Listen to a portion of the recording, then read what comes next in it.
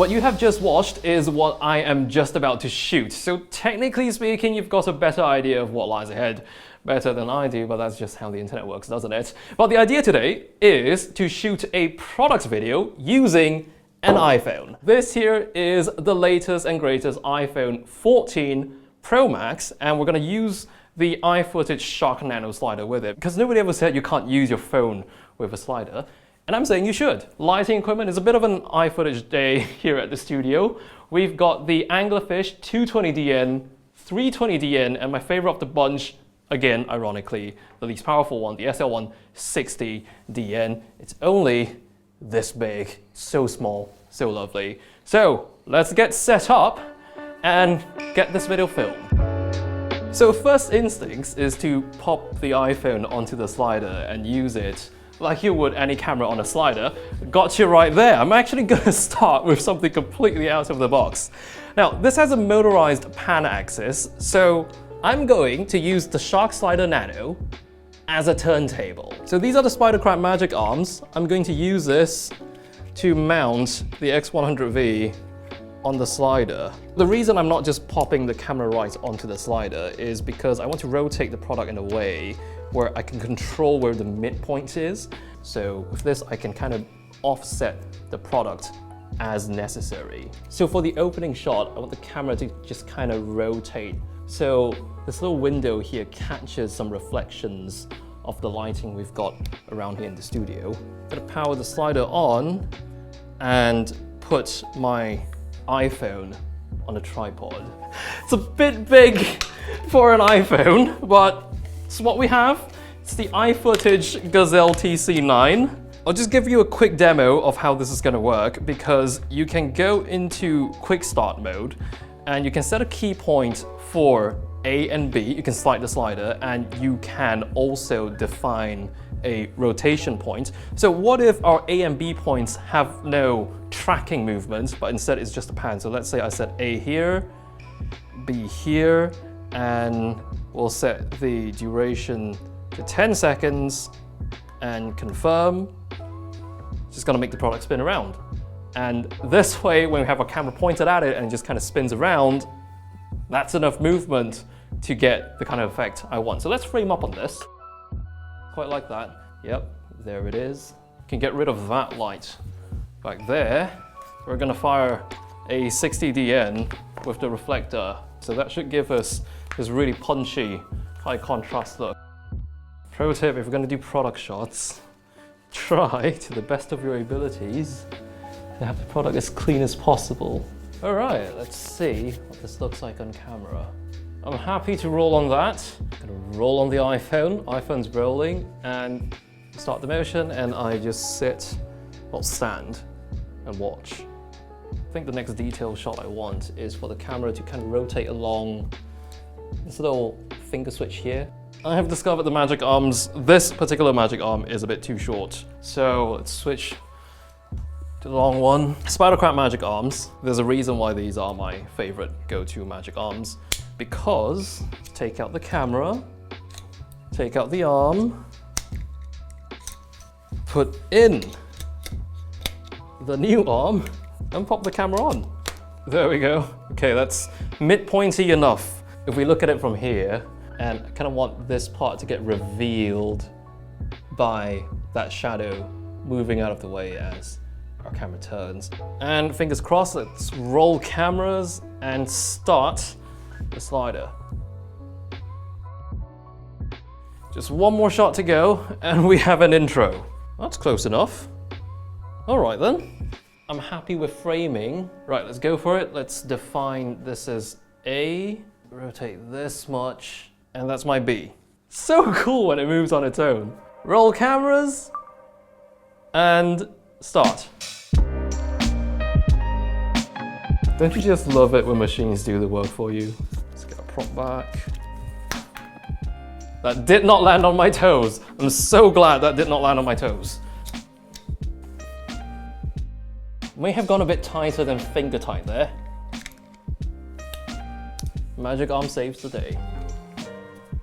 Pull this back, reveal the camera, and then I whisk it away. And start. Next one, let's do the shot with the rack focus. Yeah, you can chill out here. So pretty much for the entirety of the shoot, I've been using the stock camera app on the iPhone because it's the camera app I'm the most familiar with. But for this particular shot, I've elected to use the iFootage Moco app.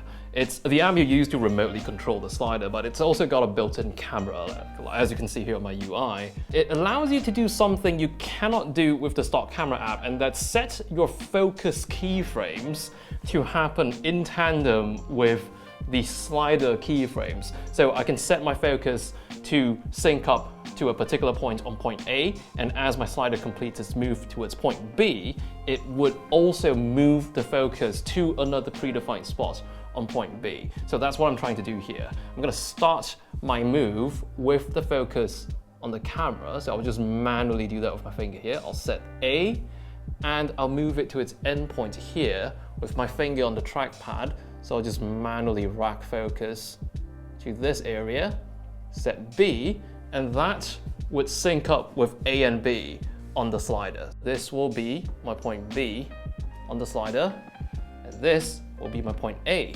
on the slider. The focus should go from the camera to near focus on my finger, and start.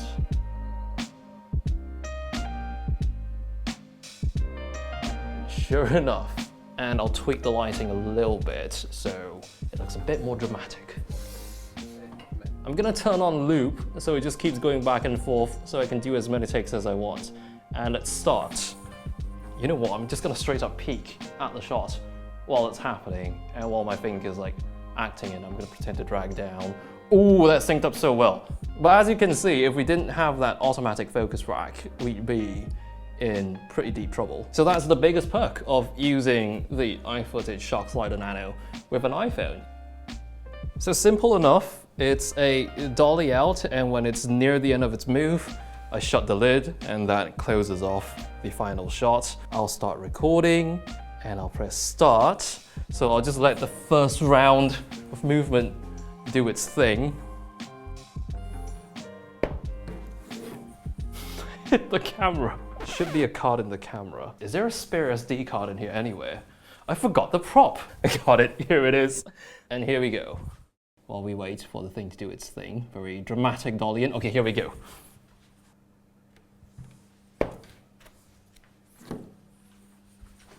I hope that was good enough. I've whipped out the magic arms once again because this next shot kind of needs the iPhone to be like right here. There's no way the slider can be there at the same time, so we're gonna rig up a little contraption to make it happen. It's gonna look something like this. The camera's gonna pull back to reveal the card slot. I insert the card, and that's the end of the shot. And let's start that. Could have had better aim. Let's try that again. Start. That felt pretty smooth. Moving on. I'm gonna do some close-ups of the camera now. Hello. Could actually use a bit more height here to do some framing. So what I'm gonna do is, I've got a pair of timber pods here. I'm gonna borrow the ball head of the timber pods and use that as sort of a makeshift standoff between the slider and the phone. iFootage Shark Slider Nano featuring a bit of timber pod. I must say that looks like a mixed bag of feelings, but it works. And let's go. Moving on. So that light from the softbox spilling all over into my background here. It's not nice and deep dark as I want it to be, so it's time to whip out Yield Honeycomb Grid. Kill all that spill. Again, takes a while to go around all the edges with Velcro. With the magic of editing, this will be done now. And that's taken care of all the spill in the background. So at the end of this action, I'll flick this to reveal this little monitor, but it's kind of dissolving into darkness there. So I've got this reflector here, and if I get it in just the right spot, it's gonna highlight that right there, just like that, to make it that much more visible. So all I need is a C-stand. Lock the exposure here, out here, and start that. 3 seconds is too slow. Let's do 2. So the idea is I'll flick here and reveal. Just like that. Record on the camera. So here goes nothing. Quite happy with that. Only a few more to go and we're done for the night. A very similar setup to just now. The camera swings round the drive button and then I go in and hit it. We're gonna roll cameras and we're gonna press start. Let's do another one. And start. Do one more. Start. I'll buy it. We're gonna go out with a bang with one last setup. So this is the close-up of the camera's shutter leaves clicking, but again, I'm removing the iPhone from the slider because we're gonna put something I don't think you see on sliders every day. That looks weird. So when the shutter's closed, this is what it would look like with this light. The idea is I want this light to go round and round, so while the shutter's clicking, there's some movement in the light behind us. So let's replace this light, and A, and B. Let's see what that looks like. It's a bit too harsh though.